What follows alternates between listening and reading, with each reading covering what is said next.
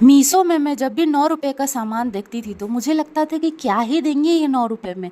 पर फाइनली मैंने 9 रुपए का सामान ऑर्डर किया है। अब देखते हैं कि इसमें आता क्या है। दोस्तों, इस ज़माने में तो 9 रुपए में कुछ आता नहीं होगा, बट मुझे ऐसा लगता है कि हो सकता है इसमें की रिंग हो, कुछ छोटा मोटा सामान हो। तो चलो इसको ओपन करते हैं। कुछ दिख तो नहीं रहा है। दूसरे साइड से ओपन करके देखती हूँ। अरे, इसमें तो कुछ दिया ही नहीं, अप्रैल फूल बना दिया मीशो वाले ने।